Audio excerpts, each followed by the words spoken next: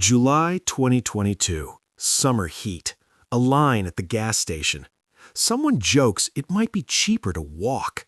But on your phone is a headline that kills the humor instantly. U.S. inflation, 9.1% over the past year.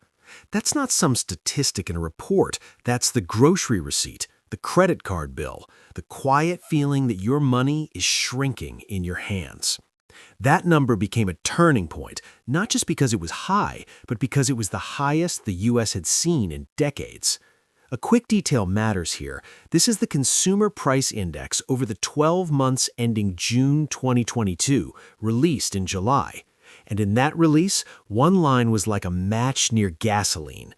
Energy prices were up 41.6% year over year. Inflation is almost never one single button you press. In 2022, it accelerated like a train rolling downhill, pushed by multiple forces at once. First, supply chains. The world was trying to restart at full speed after the pandemic, but shipping, manufacturing, and delivery networks were still lurching and uneven. Second, demand. Consumers came back fast, and many markets simply couldn't produce and move goods and services quickly enough to meet that surge. Third, an energy shock.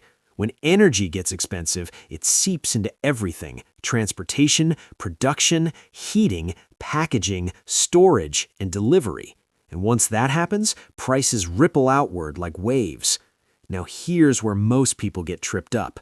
CPI is the headline number, the whole basket: food, energy, housing, and services. But core CPI removes food and energy.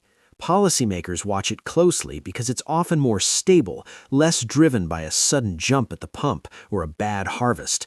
And in June 2022, core inflation was still very high, 5.9% year over year. Meaning this wasn't just gas, the problem had moved deeper into the economy.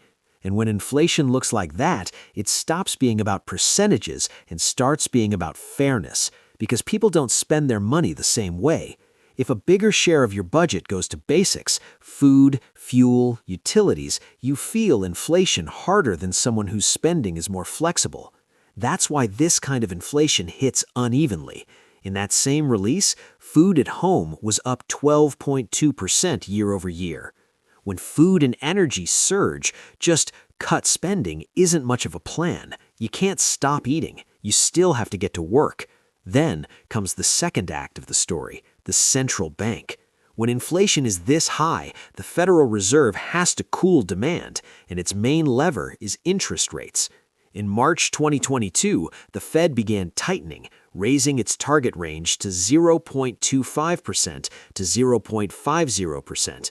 But as inflation stayed hot, the pace turned aggressive. In June 2022, the range was raised again to 1.50% to 1.75%. And it didn't stop there. In July 2022, it moved higher to 2.25% to 2.50%. By December 2022, the target range had reached 4.25% to 4.50%. Here's the plain English translation. Money got more expensive, and that flows straight into real life: mortgage rates, auto loans, credit cards, and the cost of new borrowing for businesses. When rates rise, inflation doesn't disappear overnight, but something else happens immediately. New monthly payments get heavier. Some households cut non-essentials, subscriptions, restaurants, trips. Others discover they don't have many non-essentials left because everything is already going to the basics. And that's how inflation becomes politics, psychology, and history, because it changes the behavior of millions of people at the same time.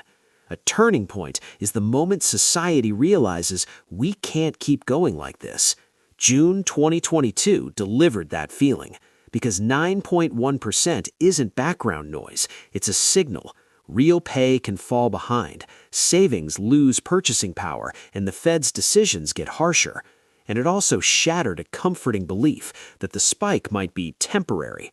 Once people start expecting prices to keep rising, those expectations can push inflation further. But the ending of this story isn't fear, it's a skill. The lesson of 2022 is simple. Always separate nominal numbers from real ones. Your paycheck can go up, and you can still be falling behind if prices rise faster. Watch the headline CPI, yes, but also watch what's pressuring your life: housing, food, and energy. Because in the end, economic history isn't just presidents and stock charts. Sometimes it starts with something smaller. One receipt and a number, 9.1%, that suddenly becomes personal.